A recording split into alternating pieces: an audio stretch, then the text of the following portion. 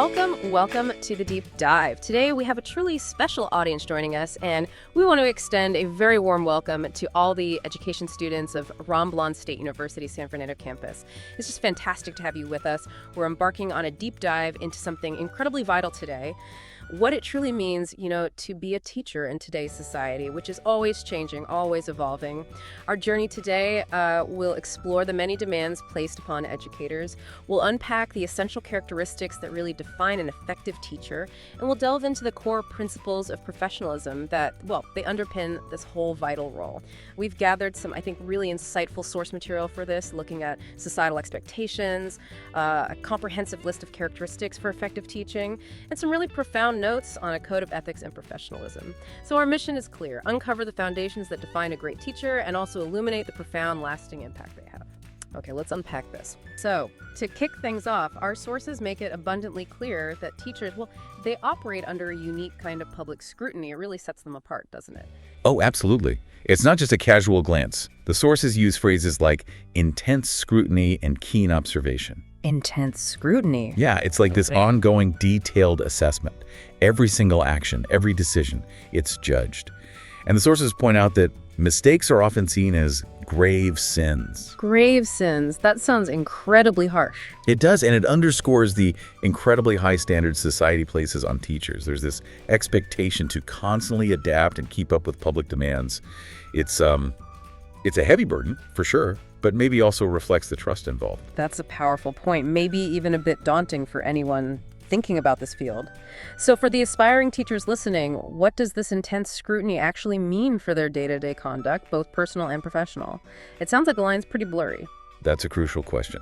The sources seem to suggest that, you can't avoid the scrutiny, but understanding it helps you make proactive choices. Proactive choices, okay. Yeah, it means recognizing your personal conduct isn't just personal. It's kind of inherently professional now. This affects everything. How you act in the community, your online stuff, interactions outside class. Everything. Pretty much. Yeah. Society expects teachers to be exemplars, right? So being mindful of this observation, it directly impacts how effectively you can lead and inspire. It's about building trust, maintaining it, and knowing every action counts. Not about being perfect, but conscious conduct. That's a really important perspective on managing that public role. Okay, let's shift gears a bit. From those external pressures to the internal qualities that make a teacher really shine. Our sources point us to Robert J. Walker's 12 characteristics of an effective teacher. Feels like a great blueprint for creating a positive learning space. We can maybe group these. Sounds good. Okay, let's start with what Walker calls readiness and outlook. First up, an effective teacher is prepared. Absolutely. And being prepared, it's more than just knowing the subject, right? The sources say it means a teacher readily comes to class each day, organized and ready to teach. Organized and ready. Yeah, it speaks to respecting the learning process, respecting the student's time, planning ahead, thinking about challenges, having clear goals. It minimizes disruption, maximizes learning. It sends a message: I value your education. That makes sense. And building on that, a teacher needs to be positive. Seems obvious, maybe, but probably hard to sustain all the time. Oh, for sure. Maintaining an optimistic outlook, inspiring students is key. But the sources suggest it isn't about being fake cheerful. It's more a resilient mindset. Resilient, okay. Yeah, a teacher's positivity can be really infectious. It shapes the whole classroom vibe, helps kids push through hard stuff, fosters that growth mindset, makes the whole place feel more welcoming even when the work is tough. It's about believing in their potential, always. And then high expectations. This isn't just about believing in them, is it? It has to be more actionable than that.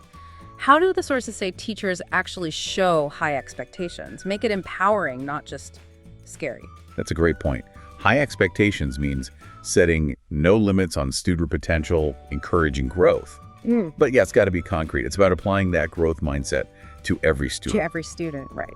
So designing challenging tasks, but also giving targeted support, real feedback. Right. Consistently saying, essentially, I know you can do this. It's not just saying it, but showing them how. Yeah. Scaffolding success, Yeah. Balancing the challenge with the right support makes achievement feel possible. Okay, so moving from that foundation to how teachers really connect and engage, this is where it gets really interesting. The sources mention being creative. What's the power of being resourceful and inventive, especially when classrooms are so diverse, maybe resources are tight? That's a fantastic question because creativity in teaching, it isn't always about, giant projects.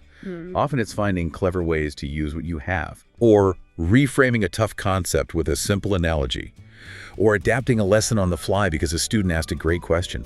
Being resourceful and inventive, it grabs their attention, makes abstract stuff real, shows that learning itself is an adventure, and that you can solve problems with flair. I like that. Solve problems with flair. Right there? Okay, and fairness. That's critical. But fair can mean different things in a diverse classroom, right? How do the sources guide balancing equal treatment with individual needs? They seem like they could clash sometimes. They definitely can seem to clash, and the sources acknowledge that. Treating all students equitably and without bias, that's the baseline. But fairness isn't always sameness. Right. True equity often means providing different support based on individual needs, making sure everyone has an equal chance to succeed, even if their path looks different. This takes real awareness of each student and just an unwavering commitment to being impartial. It builds huge trust when kids know they're seen and supported fairly. Then there's the personal touch. I really like this one. It feels genuine. But how do you do that authentically without, blurring professional lines? Great question. A personal touch means being approachable and connects with students individually. It's about really listening, remembering small things about them, interests, challenges they shared, engaging them as people. Beyond just their grades. Exactly. It builds rapport, shows you care. Yeah. The key is authenticity and consistency, keeping it focused on their well-being and learning, maintaining that respectful professional distance, seeing the whole child. Which leads right into cultivating a sense of belonging that feels so fundamental for learning. Absolutely foundational. Creating a welcoming attitude, making students feel included. It's vital. When students feel they belong, they feel safe psychologically. Safe to participate. Exactly. They're more likely to speak up, ask questions, take risks, invest themselves, because they know their voice matters, their presence counts. It's about building that inclusive community. And then compassionate.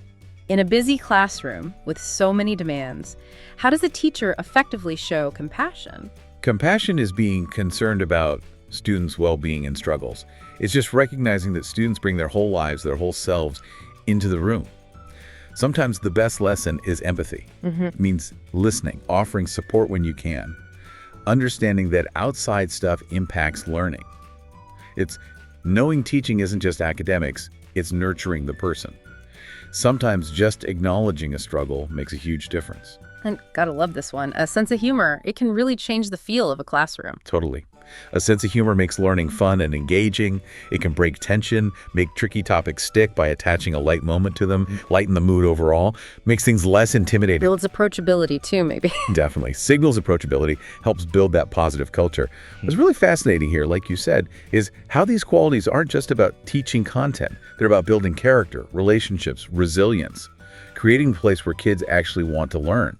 Exactly. It's the whole picture.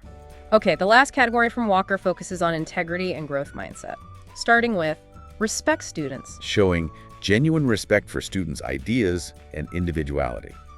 This is huge. It tells students their thoughts matter, which encourages critical thinking, self-expression, engagement. So actively listening. Actively listening, considering their views, validating their effort, even if you disagree with their conclusion. It builds intellectual courage. And forgiving. We all make mistakes, students especially. How does forgiveness help learning? Offering understanding and forgiveness for mistakes teaches resilience. It shows that errors are normal, even necessary sometimes, for learning. That they won't be condemned for trying and falling short. Takes the pressure off. Exactly. It creates a safer space to take risks, to experiment, which is where deep learning happens. It's about guiding them to learn from mistakes, not just punishing them. And the final one, which seems massive for modeling integrity, admit mistakes. That takes humility for a teacher. How does owning an error actually strengthen things? It's incredibly powerful. Humbly acknowledging errors, modeling integrity. It builds enormous trust. It shows students that adults aren't perfect, that it's okay to be wrong, that learning is lifelong for everyone. Models vulnerability. Yes, vulnerability and honesty. Makes the classroom safer, less pressure all around. An effective teacher, they don't just impart knowledge, they shape character, foster that love of learning. Embodying these things creates environments where students feel safe, valued, truly inspired. That really paints a comprehensive picture of an impactful teacher. Those personal qualities resonate so much. But beyond that, there's the foundation of the profession itself. Professionalism. Our sources put it so well. Professionalism is not the job you do, it's how you do the job. That quote just nails it, doesn't it? Yeah. It's about consistently applying high standards in everything you do. The code of ethics for professional teachers, specifically Article and Alive, it gets into some crucial stuff that goes beyond the classroom walls. Well, for instance, a teacher shall always live with dignity. That sets a constant standard. Public and private life. Understanding the role carries weight. And it goes deeper into personal conduct too, right? It does. It emphasizes that a teacher shall place premium upon self-respect and self-discipline, not just about how you look, but an internal commitment to ethical behavior, self-control, and a teacher shall maintain a dignified personality, reinforcing that your outward manner should reflect the importance of the profession. The code even mentions, in some contexts, a teacher shall recognize the Almighty God, showing a holistic view where inner values guide outward actions. So inner values reflecting outward behavior. Got it. And building on that, the sources lay out 5 principles of professionalism. Can you walk us through those, especially how they apply practically for future teachers listening? Sure. First is competency. That means applying knowledge and skills in the interest of society and the environment. So for an education student, it's not just acing your subjects. It's constantly updating how you teach, staying current with research, applying it all to really help students and contribute positively. That's a high bar, especially for teaching where the impact is so direct. It really is. Second principle, integrity. Simply put, being true to one's word. This is the bedrock of trust. Essential. For teachers, it means your actions match your promises. Being honest with students, parents, colleagues, upholding ethics even when it's tough, being someone whose word means something builds huge credibility. Okay. And the third, respect. Respect is about being a role model for politeness and good manners to everyone.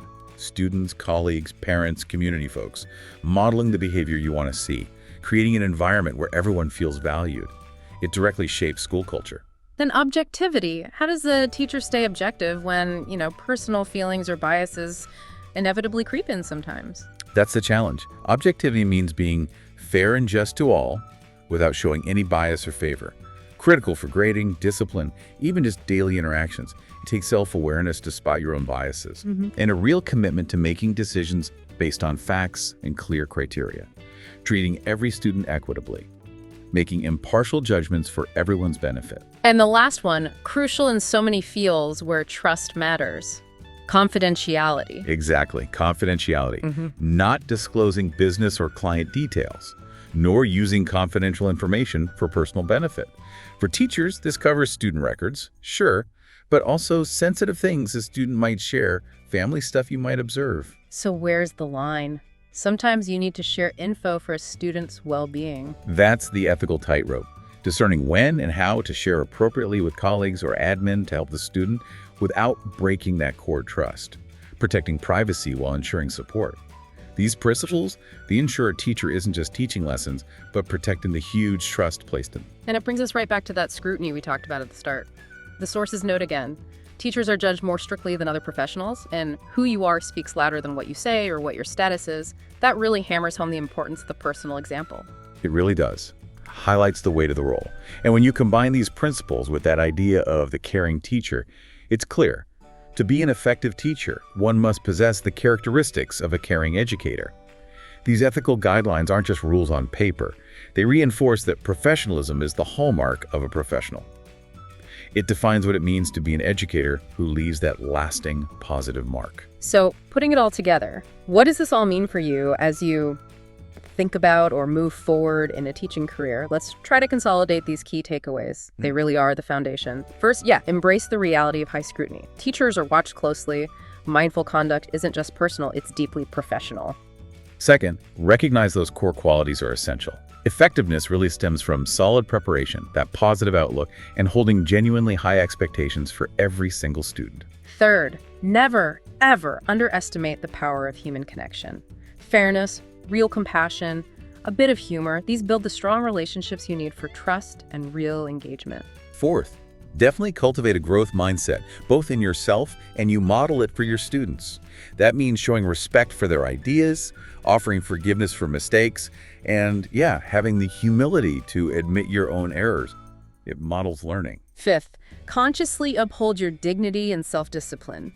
It's about that internal commitment to self-respect and maintaining the integrity of the role, always. Sixth, live those core principles of professionalism. Strive for competency, act with unwavering integrity, show respect consistently, practice objectivity, and guard confidentiality fiercely. Seventh, always remember to lead by example. Like the sources said, powerfully, your actions speak louder than words. Every single interaction counts. And finally, eighth, really make it your goal to be a caring educator. Actively work on those characteristics that foster effective teaching, because that's where the true lasting impact is shaping not just grades, but character, values, and the futures of so many young people. It's about building that legacy of inspiration way beyond the classroom. And on that note, here's a thought for you to maybe carry with you after this deep dive ends. Consider the profound legacy a teacher builds. It's not just in the lessons taught, right? It's in the character shown, day in and day out. That consistent, professional, caring presence is what really sticks with students. Thank you so much for joining us on this deep dive today. And again, a very special thank you and hello to the education students of Romblon State University, San Fernando campus. We sincerely invite you to support your class YouTube channel. Please subscribe for more explainers like this throughout the semester. Your engagement truly does help. Keep learning, keep exploring, and we'll catch you next time on The Deep Dive.